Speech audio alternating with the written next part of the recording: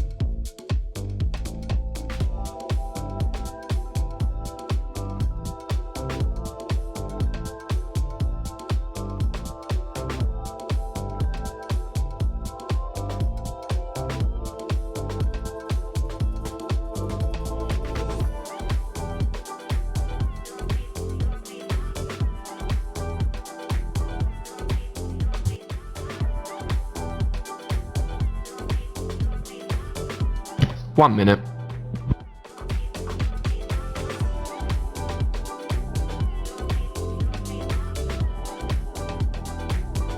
Any expectations? Dollar to go down? No. It's likely to be unchanged anyway. Alright.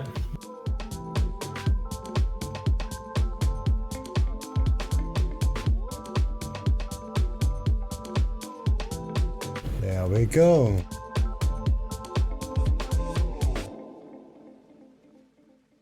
Spread is already start to move.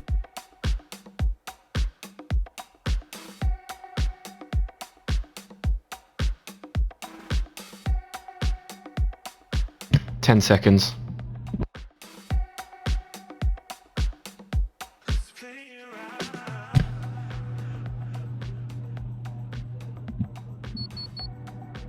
Unchanged there on the Fed funds target rate. Fed keeps price target interest rate unchanged, cuts on interest excess reserves to 2.35% from 2.4% to keep Fed's funds rate well within target range. Fed overall and core inflation declined and are running below 3%. The Fed to stay patient on rates as economy solid and inflation muted. The Fed vote in favour of policy was unanimous.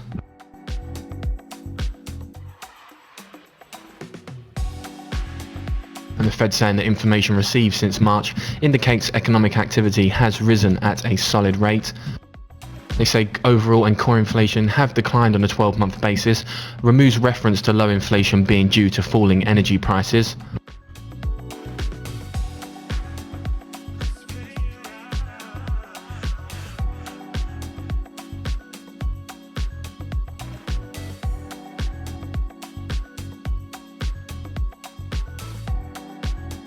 Well, looks like you're right.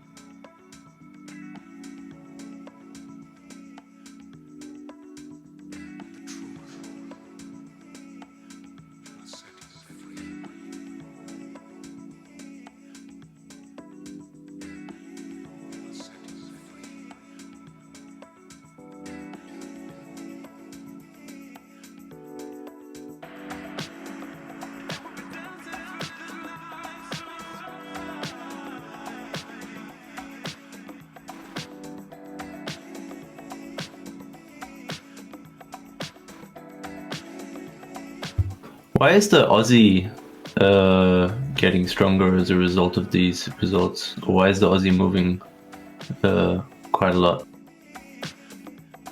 Because of the exchange rates. Oh, okay.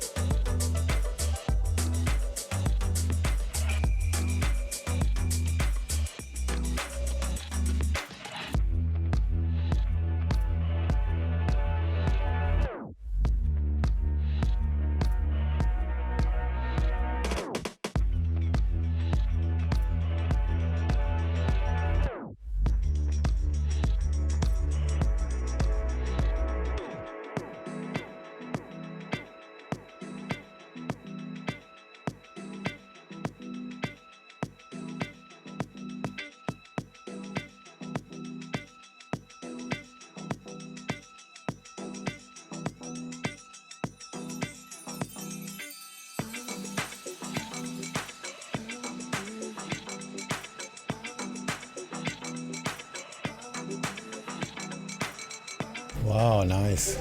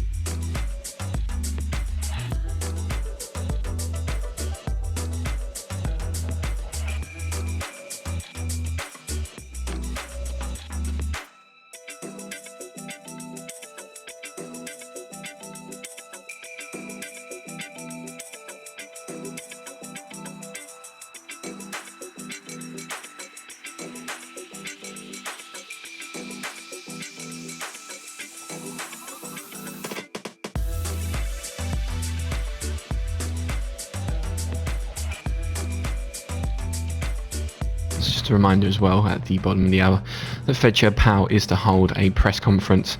We do have a link to that on the board, and for our premium listeners we do have the dial-up service. I will remain quiet over Powell speaking unless he says anything of key significance, and also I will bring any other market moving news at the same time.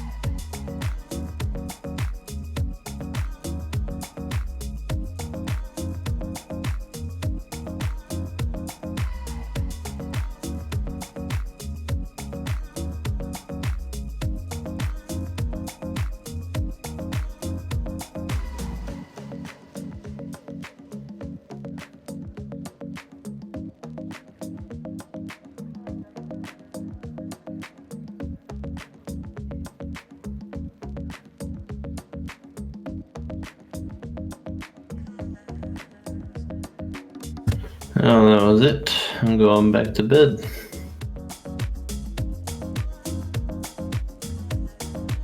Yeah, that was kind of boring.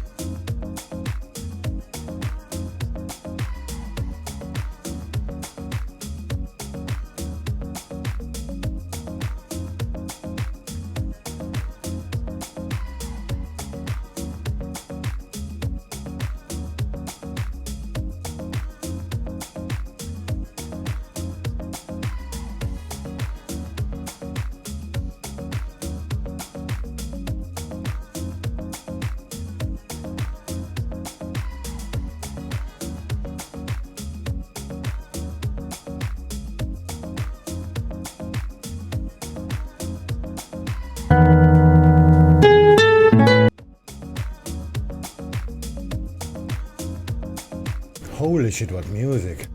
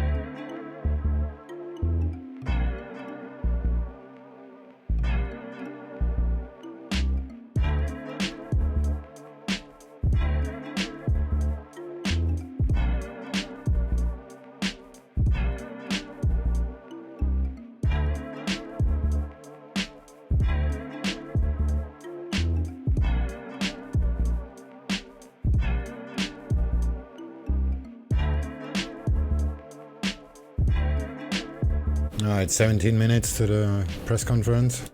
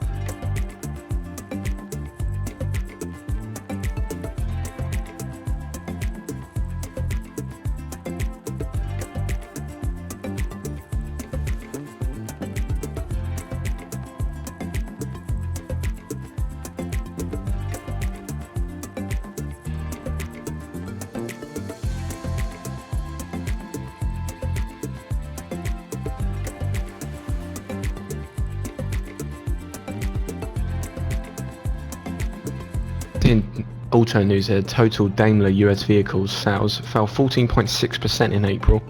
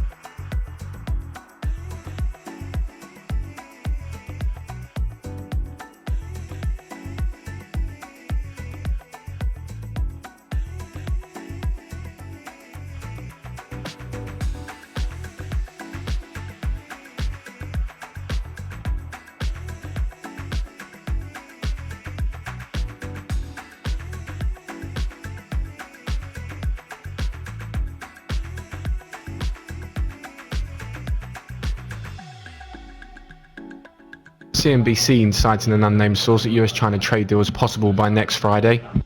Just repeat that then. CNBC citing unnamed sources that US-China trade deal is possible by next Friday.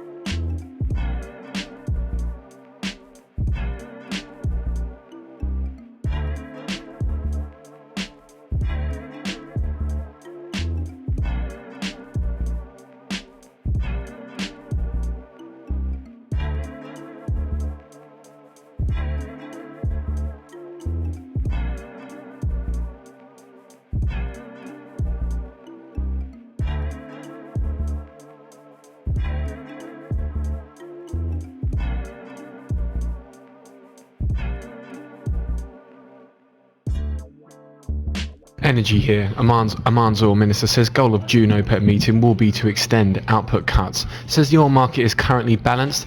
Says oil market likely to remain balanced even after sanction waivers for Iran oil is removed. And says oil price of $70 is appropriate for consumers and producers. That's from the Oman oil minister there.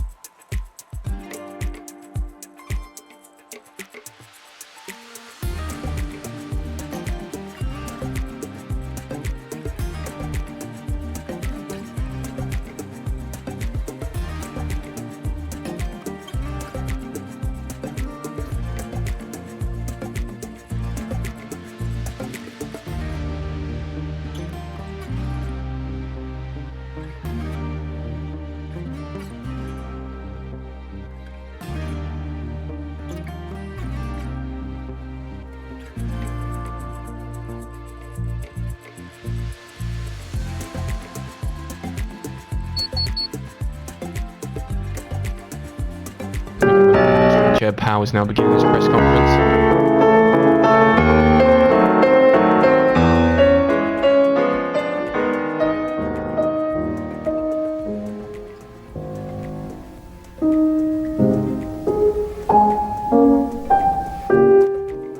Holy shit, what a music. And welcome.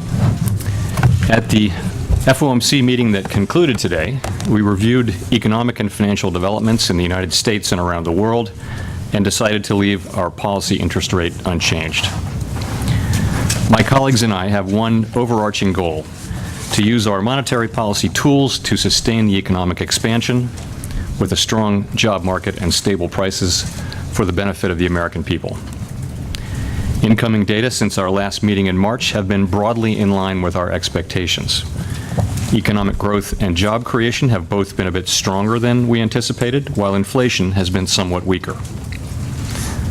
Overall, the economy continues on a healthy path, and the committee believes that the current stance of policy is appropriate. The committee also believes that solid underlying fundamentals are supporting the economy, including accommodative financial conditions, high employment and job growth, rising wages, and strong consumer and business sentiment. Job gains rebounded in March after a weak reading in February and averaged 180,000 per month in the first quarter, well above the pace needed to absorb new entrants to the labor force. Although first quarter GDP rose more than most forecasters had expected, growth in private consumption and business fixed investment slowed. Recent data suggests that these two components will bounce back, supporting our expectation of healthy GDP growth over the rest of the year. The committee is strongly committed to our symmetric 2% inflation objective. For much of this long expansion, inflation ran a bit below our 2% objective, alongside considerable slack in resource utilization. But last year, with the unemployment rate at or below 4%, inflation moved up. From March through December, core inflation, which excludes volatile food and energy components, was at or very close to 2%. Overall inflation fluctuated from a few tenths above 2% to a few tenths below over this period, with the moves mostly due to changes in energy prices. As expected, overall inflation fell at the start of this year as earlier oil price declines worked through the system. Overall inflation for the 12 months ended in March was 1.5%. Core inflation unexpectedly fell as well, however, and as of March stood at 1.6% for the previous 12 months. We suspect that some transitory factors may be at work. Thus, our baseline view remains that with a strong job market and continued growth, inflation will return to 2% over time and then be roughly symmetric around our longer-term objective. At the start of the year, a number of cross-currents presented risks to the outlook, including weak global growth, particularly in China and Europe, the possibility of a disruptive Brexit, and uncertainty around unresolved trade negotiations.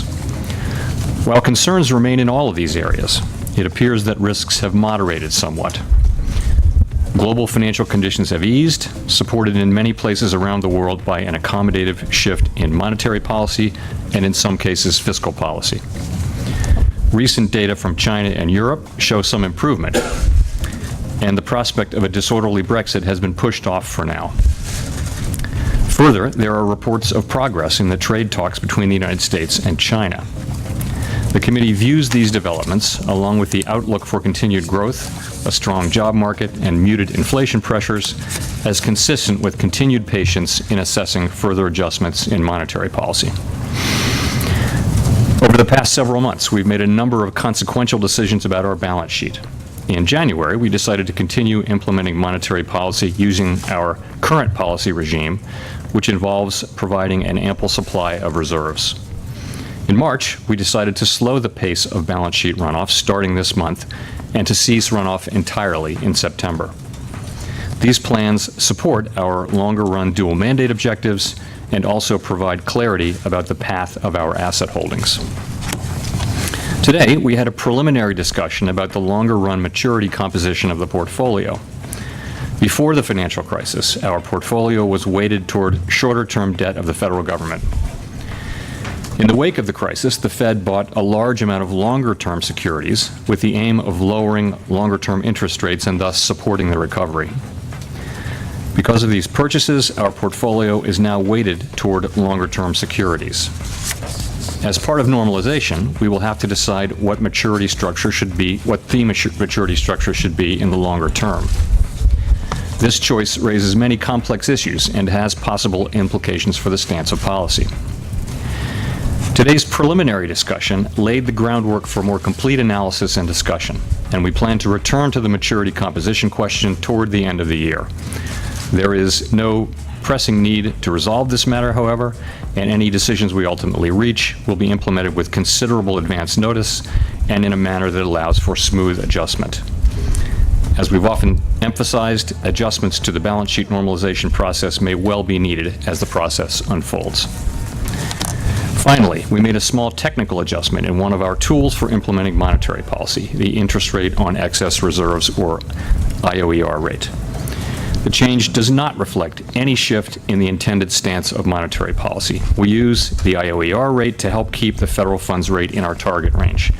As balance sheet normalization continues, we have expected that the effective federal funds rate would shift up over time relative to the IOER rate. Last year, we twice lowered the IOER rate by 5 basis points relative to the top of the target range after the federal funds rate moved toward the top of the range. These actions helped keep the effective federal funds rate well within the target range. And today, we made one more such change. The target range for the federal funds rate is our main indicator of the stance of policy, and it remains unchanged. Thank you very much. I'll be glad to take your questions. Steve. Thank you, Mr. Chair. Steve Leisman, CNBC. As the statement noted, core inflation now running below 2%. It's been falling for 3 straight months, and while you've been close, it's only been at 2% or above 1 month since 2012. Mr. Chair, I guess I wonder, is it time to address low inflation through policy? And can you give us some sense of your metric for when it would be time? At what level would it require a policy response from the committee? So first, we are strongly committed to our 2% inflation objective and to achieving it on a sustained and symmetric basis. As I mentioned, we think our policy stance is appropriate at the moment, and we don't see a strong case for moving in either direction. I would point out that inflation actually ran, including core inflation, actually ran pretty close to 2% for much of 2018. As you point out, both headline and core, though, did come in on the soft side in the first quarter, and that was not expected as it relates to core. So we say in our statement of longer-run goals and monetary policy strategy that the committee would be concerned if inflation were running persistently above or below 2%. So persistent carries the sense of something that's not transient, something that will sustain over a period of time. And in this case, as we look at these readings in the first quarter for core, we do see good reasons to think that some or all of the unexpected decrease may wind up being transient. And I point to things like portfolio management, service prices, apparel prices, and other things. In addition, the trimmed mean measures of inflation did not go down as much. Indeed, Dallas trim mean is at 2%. But to go back to your question, if we did see a persistent inflation running persistently below, then that is something the committee would be concerned about and something that we would take into account in setting policy. Sam.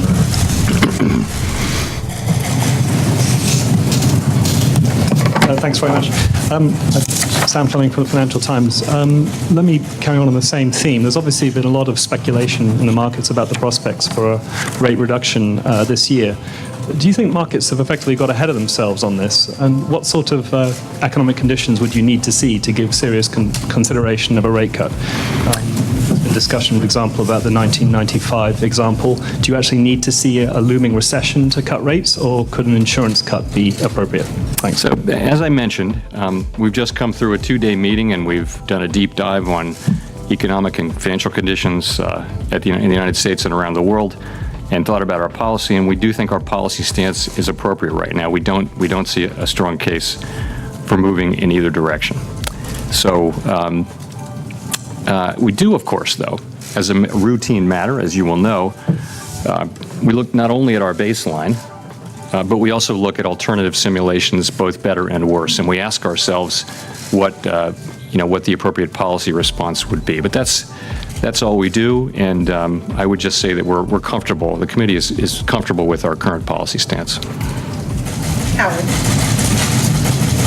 Hi, Howard Stein with Reuters. Shifting gears a little bit, I wondered if you could flesh out, I know you're describing it as a small technical adjustment, but on the IOER federal funds spread, give us a sense of why it matters whether or not this reaches the upper limit a little bit.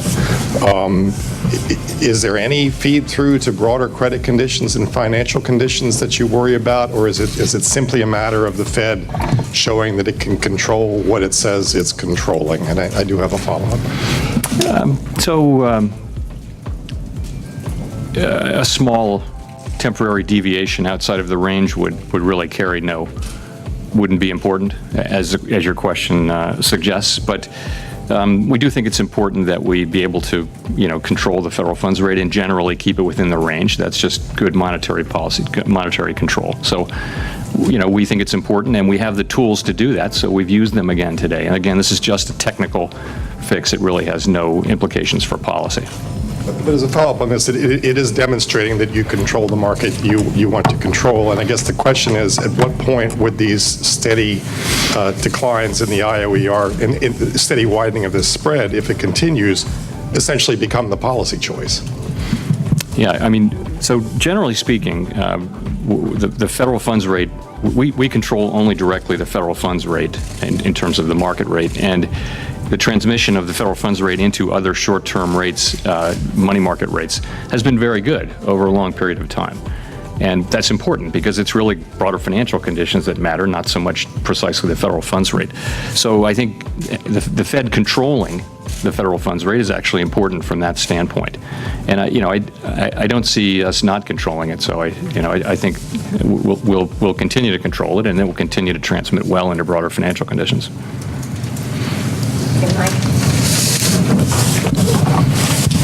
Michael McKee with Bloomberg. I'm curious about the financial conditions that you see out there. The minutes in the March meeting tell us a few officials worried about financial stability risks. Was there a broader discussion at this meeting? Any consensus on whether such risks are growing as the markets hit new highs and we do see some instability in short-end trading? Is it possible that rates are too low at this point? So we actually have a financial stability briefing and opportunity for comment every other meeting. So we had our quarterly briefing yesterday, as a matter of fact, and had that discussion as well.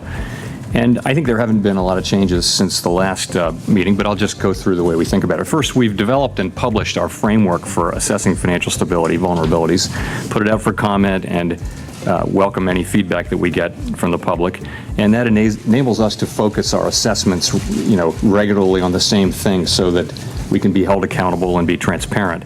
So there are four aspects of it that I'll go through quickly, but I'd say that the headline really is that while there's some concerns around non-financial corporate debt, really the finding is that overall vulnerabilities in the financial stability vulnerabilities are moderate on balance. And in addition, I would say that the financial system is quite resilient to shocks of various kinds with high capital and liquidity. But the four things we look at are, first, asset prices. And as for asset prices, some asset prices are somewhat elevated, but I would say not extremely so. Leverage in the financial sector, I mentioned. Households are actually in good shape from a leverage standpoint. Default rates are low. Borrowing is relatively low. Non-financial corporates is an area that we've spotlighted and focused on for attention. And there are concerns about that, not so much from a financial stability standpoint, but from the standpoint that having a highly leveraged corporate sector could be an amplifier for a downturn. And then the last two things are really about the leverage in the financial system and funding risk, and those are both very, very low by historic standards in the United States. So on balance, in my view, vulnerabilities are moderate. If I could follow up on that, I'm just curious as to whether the level of asset prices is a reason why you might not be interested in cutting rates. Yeah, so we do say that risks to the financial system, or we say in our longer run statement of goals and monetary policy strategy, that risks to the financial system that could prevent us from achieving our goals are something that we do take into consideration. I would say that, though, that really the tools for addressing those concerns are better, capital, liquidity, good supervision, good stress testing, and things like that. Those are better first-order tools to deal with these kinds of issues than monetary policy.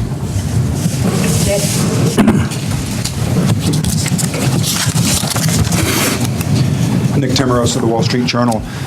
Chair Powell, with the benefit of hindsight, did last year's rate increases make it harder for the Fed to credibly affirm its 2% symmetric inflation target is not in fact a ceiling? And if so, would it be appropriate to lower rates if core inflation remained persistently closer to 1.5% instead of 2%? And if not, do you worry about any unwelcome tightening in real rates given the recent softness in core inflation? So to your first question, if you go back and think about the middle of last year, inflation was at 2% and appeared to be staying there. And the economy was quite strong, was growing strong. The fiscal changes were hitting the economy in a very positive way. And so I think the expectation was that inflation would remain up around 2%. The weak first quarter performance was not expected, of core was not expected, and I don't think is related to anything we did in terms of raising rates. It appears to be more, we don't know this, but you never know until only with hindsight, with perfect hindsight, but some of it does appear to be transient or idiosyncratic. Now, the second part of your question, sorry. Well, if it was an issue, would it be appropriate to lower rates if core inflation held closer to 1.5%? And if not, are you worried that there's unwanted tightening from real rates being where they are? Yeah, I mean, so as I said earlier, we do address this in our sort of constitutional document. If inflation were to run persistently below 2% or persistently above 2%, that would be a concern for the committee, and the committee would take that into account in making policy. I do think it's important that inflation run close to and sustainably for a sustained period of time and symmetrically around 2%, because if it doesn't, you run the risk that inflation expectations can, if it has been the case, most of the misses are on the downside. Inflation expectations over time could be pulled down, and that could put downward pressure on inflation and make it harder for us to react to downturns and harder for us to support the economy in difficult times. Gina. Gina Smilik, New York Times. So as you just mentioned, last year when you guys were kind of getting inflation coming in around 2%, you had this benefit of the tailwind of fiscal stimulus. And you still have that to some extent, although the tax cuts have mostly feeded through. We've still got something in the pipeline from the spending cap increases. So I guess, how do you think about inflation as that fiscal benefit wanes toward the end of this year? Yeah.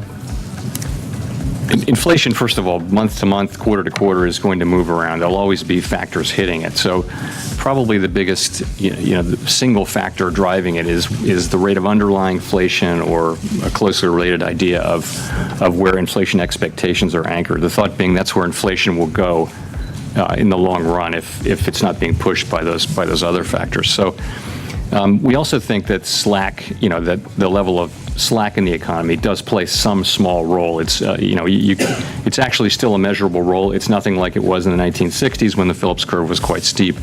So that's also something that plays a role. So we take all those things into account, and the part of it that we can control is the slack part. And again, we do expect that this reading will be transient and inflation will move back up. And if it isn't, then if it runs persistently below 2% for a sustained period, then that's something we take into account in setting policy. Okay, Donna. Chairman Powell, Donna Borak with CNN. Pivoting a little bit about wages. Since 2010, women's real earnings have gone up about 3.9% compared to men's, which has risen, about 2.1. Do you think the relative increase in women's wages is a problem for the U.S. economy? I think generally, I'd have to see the data on that. I mean, it sounds like you picked a particular time frame. Over time, I really wonder whether that's the case. I think men and women should make the same for the same work, by and large. So,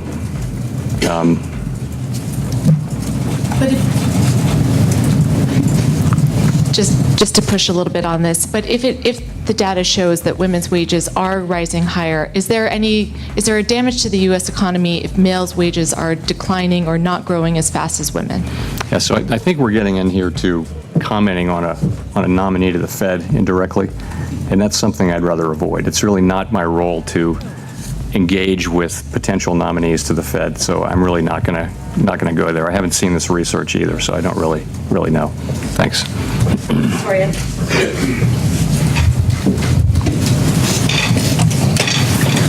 Victoria Guido with Politico. I wanted to ask, early last month, I believe it was April 2nd, the FedWire system went down, and I was just wondering if you could talk about what happened there, how long it lasted, whether you know what happened, whether you're still looking into it, and whether it's something that could happen again.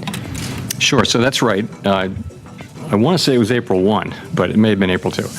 In any case, the FedWire did go down for a few hours in the 3 or 4 hour range.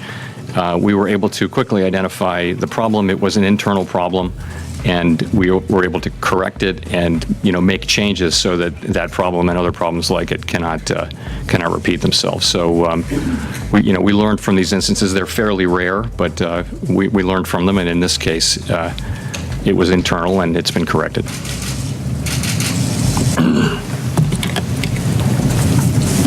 Steve Matthews with Bloomberg. Next month, we have the 10th anniversary of the end of the recession, and there are some countries that have had expansions for 15, 20, 25 years. Do you think that's something that's practical for the U.S., that we could have that kind of lengthy expansion? And for you personally, if we had a recession during your tenure, would you consider that a failure? I wouldn't want to speculate. There's always the example of Australia that everyone I think is aware of, where I think they're in year 28 of their expansion. So things are possible. I think all I can see is that we have an economy where the expansion is continuing, growth is at a healthy level, the labor market is strong, we see job creation, we see wages moving up, inflation is low, which gives us the ability to be patient.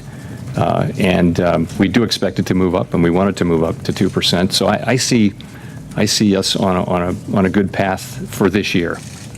Do you see the parallels with the 1990s when, for example, some people have pointed out in the U.S. the longest expansion before this one, there was a rate cut in 1995, and the rates went up, and then they came down, and there was that kind of management. Do you see similarities in today's situation? Similarities in the length. I mean, the situations were quite different then. This was before inflation really was under control. But it's very interesting to look at the history. I find it quite interesting to look at different periods. But I think in our own cycle, we face a particular set of challenges that are really what's relevant for us now. Okay, Marty, and then we'll go to Paul. Mr. Chairman, Marty Krutzinger with the AP. You've repeatedly said that the Fed's going to conduct monetary policy without regard to outside political pressure, but it seems like the president is intent on increasing that political pressure. Yesterday, he said you should cut rates a full percentage point and start quantitative easing. What do those comments do in terms of affecting how you pursue policy and how you convey your decisions to the public? Yeah, so as you know, we are a non-political institution, and that means we don't think about short-term political considerations, we don't discuss them, and we don't consider them in making our decisions one way or the other. And what we're always solving for in our process, in our work, is to carry out our mission, which is to extend the economic expansion, keep the labor market strong, and get inflation around 2%. So to give you an idea of what our process is like, maybe as a way of putting all that in context. So for the past maybe 10 days, all 17 FOMC members will have made extensive preparations, catching up on the latest data, reading all the memos, talking to their colleagues and their staff. As you also are, I'm sure, aware, Marty, we talk to literally thousands of business people and market people and people in the nonprofit sector and the educational sector. and just to get a better sense of the economy. We put all that together, and we come together for 2 days. The first day begins with an economic briefing, which is sort of economic and financial developments in the United States and around the world. That takes up most of the first day, and we talk about this in great detail. We go away, we think about that, and we come back, and the next day we talk about monetary policy.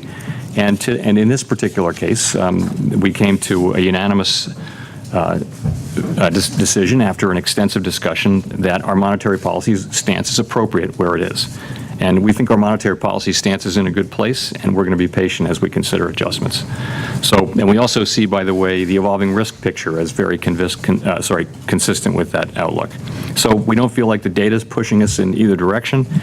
Of course, we'll not hesitate if we do feel that the data justify a move in either direction. But that's our process. That's how we think about things. We don't think about other factors. We don't let them into our decision making. We don't discuss them. Paul Kiernan from Dow Jones Newswires. Thanks for the question. In the last 23 years, core PCE inflation has run above 2%, only during a period that coincided with the housing bubble. I'd like to know what you would say to people who worry that it will prove difficult for the Fed to lift inflation without potentially stoking another asset bubble of some sort. Thank you. Yeah. So, I mean, you're pointing to the fact that in recent years, inflation has moved down, and really many major central banks have struggled to reach their inflation goals from below. And that includes us, although we've come closer, I think, than most others. And it's just a question, I think, of demographic and other large and in some cases global forces that are disinflationary to some extent. And it creates significant challenges. One, I would say, is it means that interest rates will be lower, will be closer to the effective lower bound more of the time, because that means lower interest rates, and that's one of the reasons we're having a review of our monetary policy strategies, tools, and communications this year, is to think about that problem. You mentioned the connection to financial stability of lower for longer rates, and that is another challenge.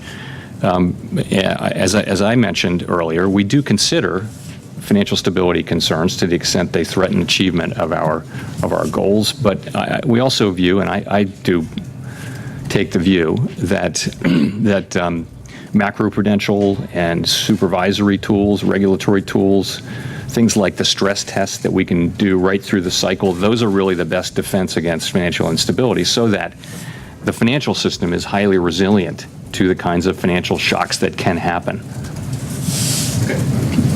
Hey, Greg.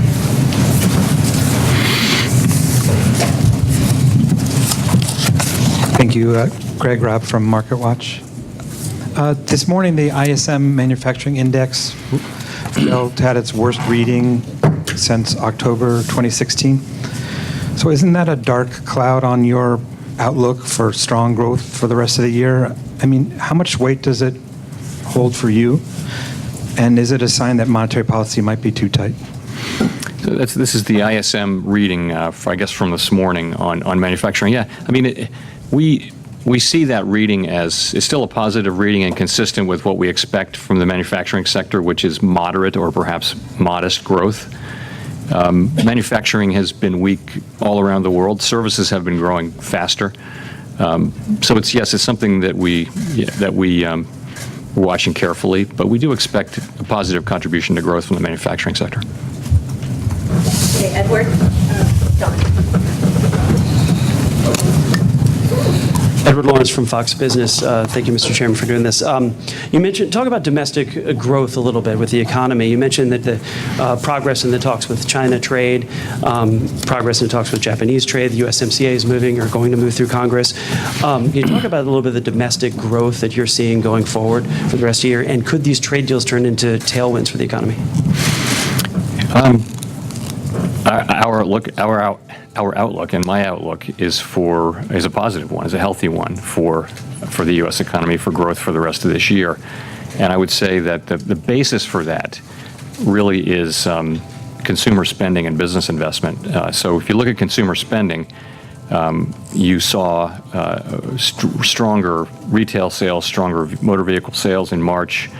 And as I mentioned, the conditions, the broader economic fundamentals are strong in support of consumer spending. That's more accommodative financial conditions, high confidence readings, high levels of employment, wages going up. All those things are going to support consumer spending. So that's a significant part of the outlook this year. And business investment should also be positive in that sort of direction.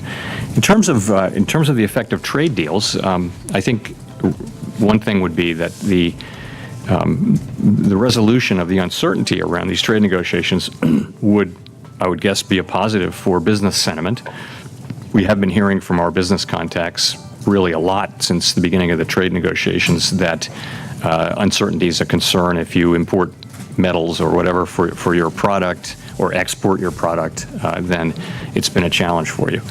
So that would be a positive. And of course, most of the gains, though, I would expect, even from a successful trade negotiation, would come in over time. I don't think they wouldn't be the kind of thing where you'd immediately feel big effects right away, but they could be quite important over a longer period.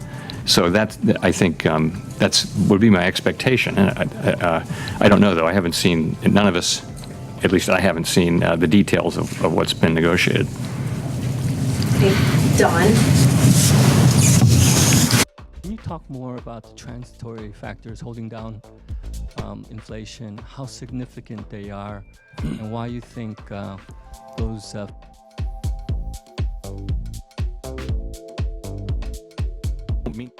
concerns about too low inflation, but I think there's good reason to think that these low readings are particularly influenced by some transitory factors. One that I would mention is portfolio management services, which would tend to go down when asset prices go down with a lag.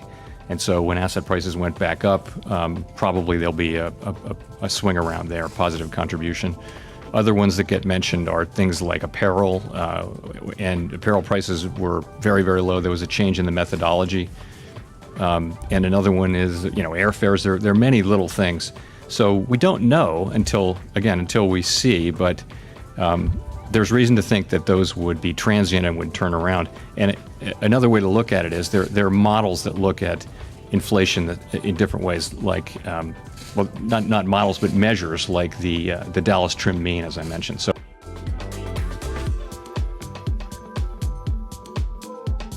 upside and the downside, and looks at just the mean movements in inflation of various product categories and service categories. And it didn't go down at all. It's at 2%, or it's at, I don't know whether it went down, it was above that, but it's at 2%. There's reason to think that these will be transient. We, of course, will be watching very carefully to see that that is the case. I would point to the case of cell phone services. Many of you will remember in March of 2017, there was a very low reading of mobile phone services, and it was kind of a price war, and it dragged down core inflation for a full year, but it did not look like something that would be repeated. And we kind of thought so and said so, and then sure enough, in 2018, we had those months of 2% inflation. So again, we'll have to see here. We're going to be watching, really, I'd like to say we're going to be watching inflation carefully to see that these things are transient. And I'll end by saying we are strongly committed to the 2% inflation objective. Okay, Nancy. Just following up. Chair Pollock, Nancy Marshall-Genzer with Marketplace.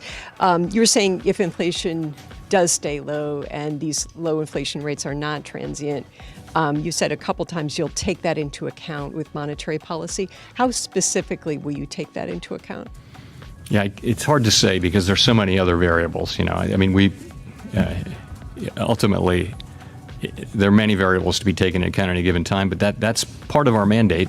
Stable prices is half of our mandate, and we've defined that as 2%. So we'd be concerned, and we'd take it into account. So, cut in interest rates would be. I can't really be any more specific than what I've said.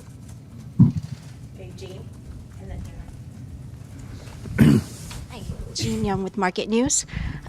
If the Fed funds rate keeps rising, do you see room for another IOER adjustment? And then can you speak to any other strategies or tools that might be useful for keeping a ceiling on short-term interest rates?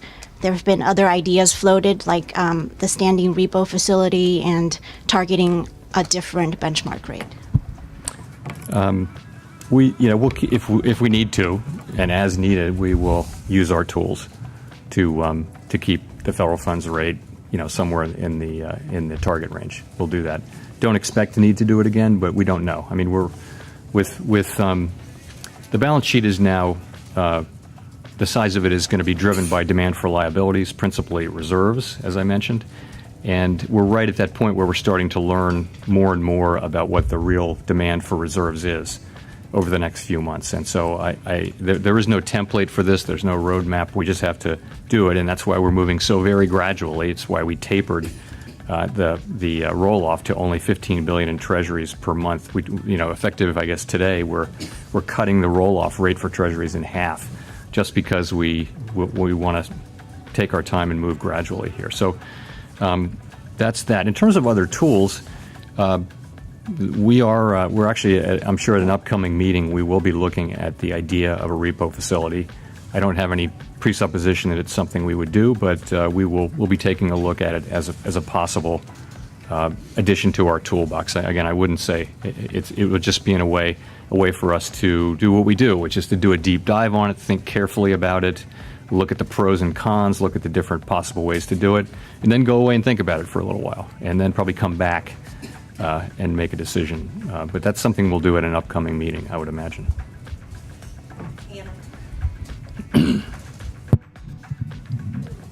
Hannah Lang, American banker. On the regulatory side, the Fed and other bank regulators are said to be weighing all options for retooling a proposal to revise the Volcker rule.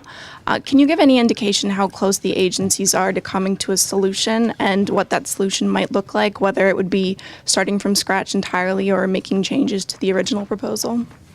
We put out a proposal on Volcker some time ago, and we got a lot of comments, and we're reviewing them carefully. I really don't have a lot for you. I know they're making good progress. I don't really have a date, though. And in terms of what all it's going to be, it's not something I can say with any certainty yet. We'll go to Brian. Hi there, Brian Chung with Yahoo Finance. So given what you've said about the expectations for consumption, also business fixed investment perhaps bouncing back in the next GDP reading, I'm wondering if you think that continued growth in economic activity might show some sort of underlying fundamental that could flag another overheating. For example, the median projection in the March meeting for GDP growth for 2019 was 2.1. So I'm just kind of curious about what you see going forward if we continue to see strong GDP numbers. Well, we don't see any evidence at all of overheating, for one thing. We see inflation below 2% now, as I mentioned, pretty close to 2% for most of last year. So really no signs of overheating. If you look at the labor market, for a long time now, there have been anecdotal reports of labor shortages and difficulty in finding skilled labor and that kind of thing.